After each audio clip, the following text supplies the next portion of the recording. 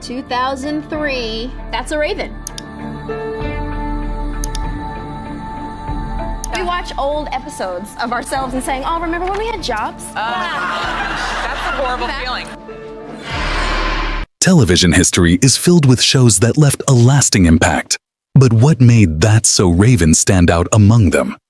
From its debut in the early 2000s to its massive popularity, the show sparked conversations, laughter, and even some unexpected controversies.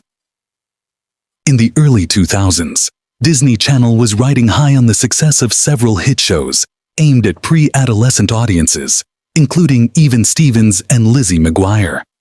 These single-camera comedies, blending humor and relatable storylines, quickly became fan favorites. The success of these shows set the stage for the creation of That's So Raven. Conceived by Susan Sherman, who initially envisioned a buddy comedy for younger viewers, the idea took shape when she teamed up with Michael Porres. Together, they developed a show centered around a young girl who could see into the future, a concept they believed would captivate young audiences. Initially pitched to Disney under working titles like The Future Is Me and Absolutely Psychic, the series eventually became known as That's So Raven. The show's premise, revolving around Raven's psychic visions, resonated with kids and families alike, as her attempts to change the future often led to comedic misadventures. Family and friendship were core themes, with Raven's psychic abilities known only to her closest friends, Eddie and Chelsea, and her family, brother Corey and parents Tanya and Victor. Notably, That's So Raven was the first Disney Channel series to feature an African-American family in central roles, marking a milestone for diversity on the network. Production began in late 2001 in Los Angeles, with the first season filmed entirely before airing. The premiere on January 17, 2003, featured 4 episodes, and the show's success soon led to spin-offs and adaptations. It became the first Disney Channel series to reach 100 episodes, a milestone achieved in 2007, before E.E. leaving after season 3. Raven-Sym's involvement was a reflection of how much the show had grown. The collaboration between Raven-Symoné and her co-stars, including Orlando Brown and Annalisa Vanderpool, was praised for its chemistry, and it contributed to the show's comedic success by 2006. That's So Raven had firmly established itself as the highest-rated original program on Disney Channel, surpassing Lizzie McGuire for the top spot. The show's blend of humor, family dynamics, and fantasy elements was loved by audiences, especially teens and preteens. However, as the cast aged, it became clear that the show's teen-focused storylines would soon no longer be relatable for the actors. In August 2006, Disney executives hinted that the show was unlikely to continue beyond the upcoming episodes, as the characters were beginning to outgrow their roles in addition to its popularity. That's So Raven was a merchandising goldmine. The show's merchandise included everything from dolls and clothing lines to lunchboxes and video games. By 2006, merchandise sales had grossed over $400 million, highlighting just how much the show had permeated pop culture. Soundtrack albums were released in 2004 and 2006, featuring songs from the series, some performed by the cast and guest stars. Video games were also developed with titles released for Game Boy Advance and Nintendo DS, allowing fans to continue the That's So Raven experience beyond the screen. The show's success extended beyond the small screen as That's So Raven received numerous award nominations and wins throughout its run. In 2003, it was nominated for the British Academy of Film and Television Arts Children's Award for Best International Program.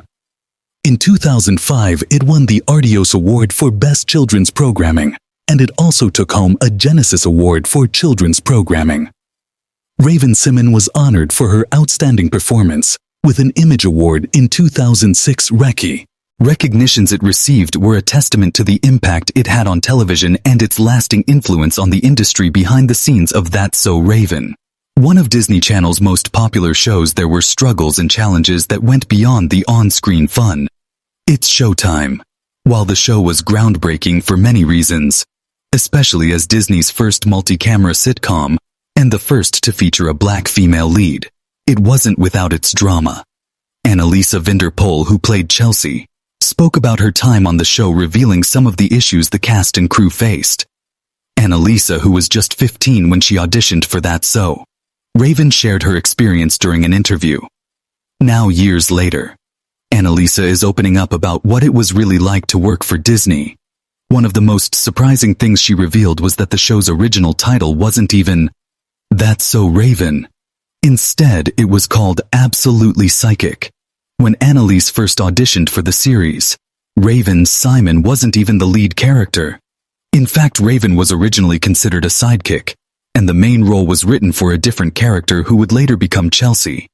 However, after filming the pilot, the creators quickly realized that Raven-Sym's natural comedic talent and already established fanbase made her the perfect choice to lead the show. Annalisa explained that during filming it became clear that Raven was the funniest and had a strong following, which led to her being moved up to first position, while Raven's promotion to lead was a good decision for the show. Annalisa shared that this change was a bit unsettling for her, and it also raised some uncomfortable questions about race. Annalisa felt that there was a hint of racism in how the casting process unfolded at first. The network didn't view a black girl as someone who could lead a show. They saw her only as a sidekick. She explained this was a common issue in Hollywood at the time, where racial bias often influenced who got top billing and who was relegated to supporting roles. Annalisa also discussed the way business decisions shaped the show's production in the entertainment industry, especially for child stars. Decisions are often made based on what will make the most money. Christy Carlson Romano, who was part of the conversation, summed it up by saying, "Everything was business genius writing. Like, that's not what it's about. It's actually, I think it's for like 12-year-olds to like jerk off to or something." While this is a common mindset in Hollywood, Annalisa pointed out how difficult it was for child actors who had little control over their own lives, despite the drama behind the scenes. That's So Raven became a standout show that made an impact in many ways. One of the series' most memorable episodes, True Colors, tackled racism head-on in the episode. "I had a vision and I heard the manager say that she does not hire black people. Raven thinks she has been overlooked for a job because of her race, and the storyline focuses on how she works through her feelings of injustice." The episode aired during Black History Month and helped open up conversations about race and inequality, giving That So Raven more depth than a typical teen sitcom.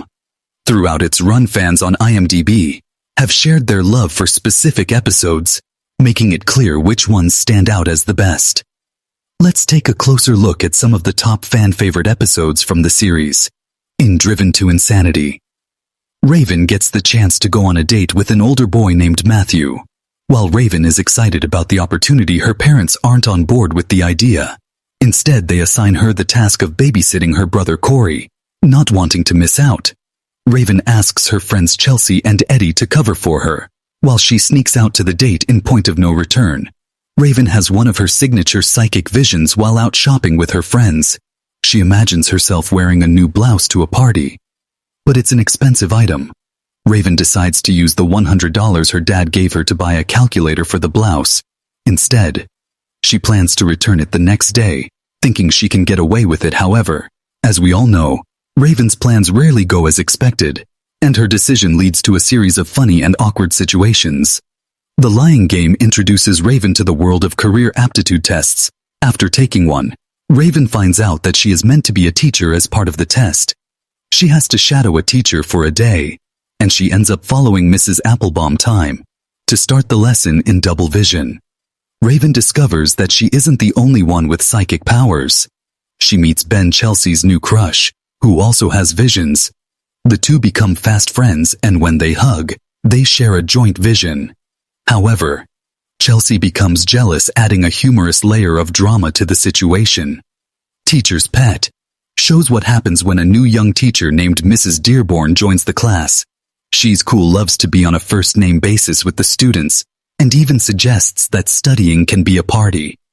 Raven takes this too far, and thinks she can manipulate Mrs. Dearborn into skipping the class test in That's Not So. Raven's dream of becoming a fashion designer takes center stage when she gets the chance to model a dress she created. She is thrilled, however, when the pictures are released in a magazine. Raven discovers that her appearance has been digitally altered to make her body look much thinner. Where There Is Smoke takes a more serious tone, as Raven finds a pack of cigarettes under Corey's bed. She assumes that Corey has started smoking and decides to take action by gathering people in Corey's life to help him understand the dangers of smoking in cake fur. Raven and Corey think they will have the house to themselves for the weekend when their parents leave town. However, they are in for a surprise when their old babysitter Miss Patterson shows up to keep an eye on them. At first, the siblings are not too concerned, but things take a turn when they realize they've eaten a cake that was meant for their mother's birthday. The road to audition centers around Raven's obsession with a television show called Undercover Superstar, where talent scouts look for students gifted in music. Raven has a vision of a janitor being an undercover talent scout, and she decides to put on a great performance for him. However, it turns out that the janitor isn't a talent scout at all, but is working for the health department. Lastly, True Colors addresses the issue of racism directly. When Raven and Chelsea apply for jobs at Sassy's, Raven is sure she'll get the job since she nailed the interview. But when Chelsea gets hired instead, Raven is confused and upset. She has a vision of the store manager revealing that she doesn't hire black people, which leads to a plan to expose the manager's discrimination. These episodes represent some of the best moments in That's So Raven. They mix humor with important lessons, making them memorable and beloved by fans. The cast of That's So Raven has continued to make waves in the entertainment industry, with many of the stars pursuing new projects and finding success in various fields. Let's take a look at what the main cast members are up to now. Raven-Symoné has had a long career in entertainment after That's So Raven. She expanded into music with songs like That's What Little Girls Are Made Of and With a Child's Heart. Raven also starred in the Cheetah Girl series and College Road Trip in 2017. She returned to her role as Raven Baxter in the spin-off Raven's Home, which ended in 2023. In May 2024, Raven announced a new project, a spin-off called Alice in the Palace. Raven-Symoné is also an advocate for LGBTQ rights and has a podcast with her wife Miranda Madej called Tea Time with Raven and Miranda, where they chat about entertainment and social media topics. Kyle Massey, who played Raven's younger brother Corey, has had a busy career as well. After That's So Raven, he starred in Corey in the House, which followed Corey's life in Washington District of Columbia. Kyle also voiced characters in Fish Hooks and appeared in projects like Dutch and Big Boss in 2024. Kyle made headlines for rescuing a woman from a flipped car in California. He also spoke about child star welfare in a documentary emphasizing the importance of protecting young actors. Rondell Sheridan, who played Raven and Corey's dad Victor, had a successful career before That's So Raven, with roles on shows like A Different World and The Jamie Foxx Show. After That's So Raven, he returned to Disney for Corey in the House and later appeared in Raven's Home in addition to acting. Rondell has worked as a director, helming episodes of Hannah Montana and What I Did Last Summer. He is also active in stand-up comedy and shares funny commentary on social media, entertaining his fans with his humor. Takea Crystal Kima, who played Tanya Baxter, is a highly accomplished actress, singer, and writer. Before That's So Raven, she starred on the sketch comedy show In Living Color and has since appeared in over 50 stage productions and films. Takea is also an advocate for arts education and teaches workshops for aspiring actors. Anneliese van der Pol has had a successful career in theater and television. She appeared in the Broadway production of Beauty and the Beast and starred in other Disney projects like Shake It Up and Kim Possible. Anneliese returned to Disney in 2017 for Raven's Home, reprising her role as Chelsea. She also co-hosts a podcast where she discusses Hollywood stories with her co-host Orlando Brown, who played Eddie Thomas, has had a more complicated career path after That's So Raven. He voiced characters like Sticky on The Proud Family and appeared in shows like Family Matters and Safe Harbor in 2022. Orlando appeared in the film Bloody Hands and later participated in reality television with Bad Boys Texas. Despite facing personal challenges, Orlando continues to share his experiences through podcasts and music, releasing several rap albums though. That's So Raven. Cast members have all followed unique paths from acting and directing to podcasting and advocacy. Their careers after the show reflect their talents and the lasting impact the series had on their lives. Fans continue to follow their journeys, whether through new roles, personal milestones, or social media updates.